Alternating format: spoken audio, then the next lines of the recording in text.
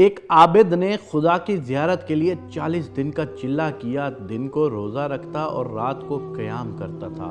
اعتکاف کی وجہ سے خدا کی مخلوق سے یکسر کٹا ہوا تھا، اس کا سارا وقت آہوزاری اور راز و نیاز میں گزرتا تھا۔ 36ویں دن اس عابد نے ایک آواز سنی، شام 6 بجے تانبے کے بازار میں فلاں تانبا ساز کی دکان پر جاؤ اور خدا کی زیارت کرو۔ عابد وقت مقررہ سے پہلے تانبا مارکیٹ پہنچ گیا اور مارکیٹ کی گلیوں میں تانبا ساز کی اس دکان کو ڈھونڈنے لگا۔ وہ کہتا ہے، میں نے ایک بوڑھی عورت کو دیکھا جو تانبے کی دیگچی پکڑے ہوئے تھی اور اس سے ہر تانبا ساز کو دکھا رہی تھی، اسے وہ بیچنا چاہتی تھی۔ وہ جس تانبا ساز کو اپنی دیگچی دکھاتی وہ اسے تول کر کہتا 4 ریال ملیں گے۔ وہ بڑھیا کہتی 6 ریال میں بیچوں گی۔ کوئی تانبا ساز اسے 4 ریال سے زیادہ دینے کو تیار نہ تھا۔ آخرکار وہ بڑھیا ایک تانبا ساز کے پاس پہنچی۔ تانبا ساز اپنے کام میں مصروف تھا۔ بوڑھی عورت نے کہا، میں یہ برتن بیچنے کے لیے لائی ہوں اور میں اسے 6 ریال میں بیچوں گی، کیا آپ 6 ریال دیں گے؟ تانبا ساز نے پوچھا، صرف 6 ریال میں؟ کیوں؟ بوڑھی عورت نے دل کی بات بتاتے ہوئے کہا، میرا بیٹا بیمار ہے، ڈاکٹر نے اس کے لیے نسخہ لکھا ہے جس کی قیمت 6 ریال ہے۔ تانبا ساز نے دیگچی لے کر کہا، ماں یہ دیگچی بہت عمدہ اور نہایت قیمتی ہے، اگر آپ بیچنا ہی چاہتی ہیں تو میں اسے 25 ریال میں خریدوں گا۔ بوڑھی عورت نے کہا، کیا تم میرا مذاق اڑا رہے ہو؟ کہا، ہرگز نہیں، میں واقعی 25 ریال دوں گا۔ یہ کہہ کر اس نے برتن لیا اور بوڑھی عورت کے ہاتھ میں 25 ریال رکھ دیے۔ بوڑھی عورت بہت حیران ہوئی، دعا دیتی ہوئی جلدی اپنے گھر کی طرف چل پڑی۔ عابد کہتا ہے، میں یہ سارا ماجرا دیکھ رہا تھا، جب وہ بوڑھی عورت چلی گئی تو میں نے تانبے کی دکان والے سے کہا، چچا لگتا ہے آپ کو کاروبار نہیں آتا، بازار میں کم و بیش سبھی تانبے والے اس دیگچی کو تولتے تھے اور 4 ریال سے زیادہ کسی نے اس کی قیمت نہیں لگائی اور آپ نے اسی دیگچی کو 25 ریال میں خرید لیا۔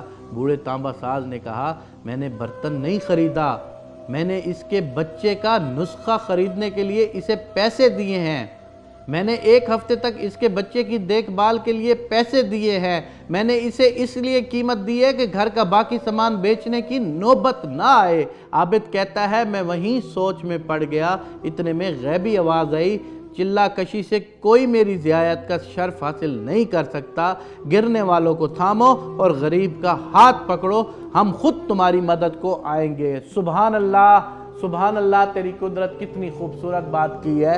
خداوند کریم اس پوری کہانی میں ہمیں یہ سمجھاتے ہیں کہ جب بھی کبھی ہم خدا کو ڈھونڈنا چاہیں، خدا ہمارے آس پاس ہی موجود ہے۔ خدا نے ایسے سبب بنا رکھے ہیں ہمارے آس پاس کہ اگر تم اللہ تک پہنچنا چاہتے ہو تو کسی غریب کی مدد کر کے تم اللہ تک پہنچ سکتے ہو۔ اگر تم اللہ تک پہنچنا چاہتے ہو تو کسی مسکین غریب اور کسی بھوکے لاچار کو کھانا کھلا کے تم اللہ تک پہنچ سکتے ہو۔ اللہ تک پہنچنے کے تو انتہائی سادہ اور آسان سے طریقے ہیں۔ ہم لوگوں نے کیا بنا لیا ہے کہ ہم اللہ تک پہنچنے کے لیے کتنی مشکل عبادت کرتے ہیں۔ خداوند کریم قرآن میں فرماتے ہیں کہ میں تمہاری شہرت سے بھی تمہارے زیادہ قریب ہوں، میں تمہاری سانسوں میں بستا ہوں۔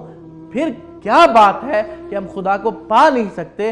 تمہارے ارد گرد جتنے غربا ہیں، تمہارے ارد گرد جتنے مساکین ہیں، تمہارے ارد گرد کوئی بھوکا سویا ہوا ہے، تمہارے ارد گرد کسی اور چیز کی کمی ہے کسی کے پاس، تمہارے ارد گرد کسی ماں کی دوائی نہیں ہے، تمہارے ارد گرد کوئی باپ بستر پہ پڑا ہے، تمہیں چاہیے وہ جنت خرید لو۔ تمہارے ارد گرد جنت بک رہی ہے، تم خدا کو حاصل کر سکتے ہو، تم کسی غریب کی مدد کر کے خدا کے اتنا قریب ہو سکتے ہو کہ شاید تمہیں پوری دنیا کی پھر کبھی ضرورت نہ پڑے۔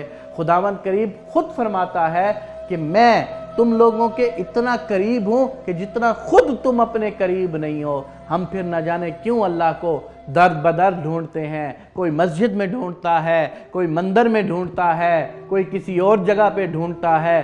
خداوند کریم تو ہمارے بہت قریب ہے۔